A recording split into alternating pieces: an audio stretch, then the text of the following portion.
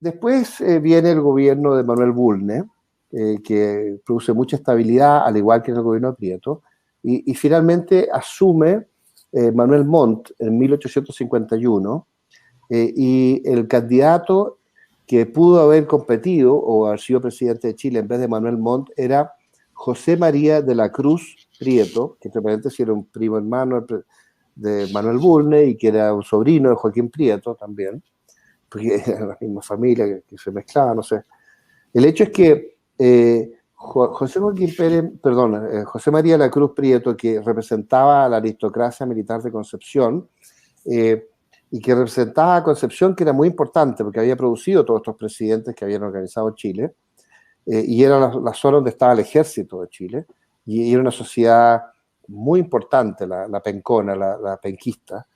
Sin embargo, gana Manuel Montt en las elecciones y la gente de Concepción no acepta la forma como fue hecha la elección, porque eran electores los que finalmente elegían al presidente.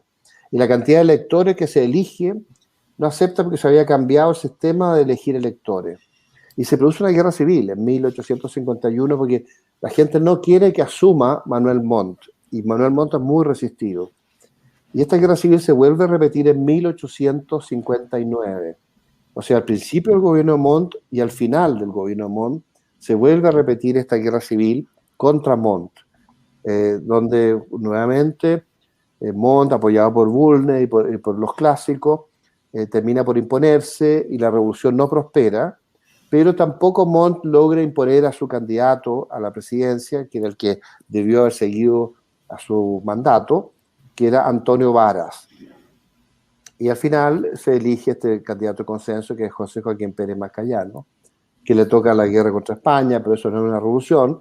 Ahí el país sigue funcionando bien, ¿no?, de forma muy ordenada. Lo mismo con Federico Errázuriz Zañartu, que es el presidente que lo reemplaza a Pérez. Y después viene Aníbal Pinto y más tarde Santa María, que son los presidentes que les toca la guerra del Pacífico. Y reemplazando a Santa María viene José Manuel Balmaceda. José Manuel Balmaceda sí tiene una guerra civil en 1891 en contra del Congreso, que sería muy largo de analizar, pero básicamente es una cuestión de cómo interpretar la Constitución de 1833, y Balmaceda trata de restaurar el orden presidencial frente a un creciente parlamentarismo que se venía desarrollando ya desde el gobierno de José Joaquín Pérez Mascayano. Y en el siglo XX, la gran crisis se produce por la crisis mundial del año 29, que a Chile le afecta al 30. Y el año 30 y 31 se producen varias revoluciones, incluso un sector del ejército trata de imponer un régimen socialista, con Marmaduke Gros y con otros. Hay una revolución de la escuadra, la escuadra se la toma la marinería, bajo dirección secreta del Partido Comunista, y amenaza con bombardear, no sé, la costa o ciertos lugares específicos.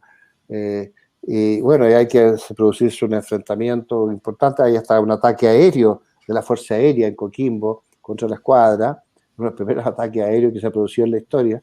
En fin, al final no prospera esta revolución de 1831, y se restaura el orden con la creación de la milicia republicana, que era un ejército de civiles, muy parecido a la fórmula que se usó Prieto 100 años antes, que fue la creación de la Guardia Nacional, o las milicias cívicas, como se llamaban también.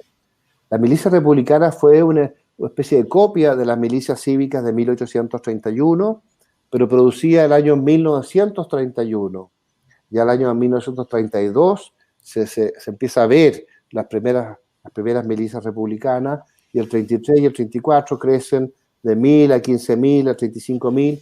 Finalmente la milicia republicana llega a tener 72.000 hombres, y es un ejército de civiles organizado por oficiales del ejército, entre paréntesis, y oficiales de la marina, que son los que los instruyen, para crear un ejército de civiles para restaurar el orden, para impedir la revolución bolchevique, para impedir la revolución socialista o la revolución comunista, o incluso la revolución de los nacionalsocialistas, los nazis de Formarés. Entonces la milicia republicana restablece el orden.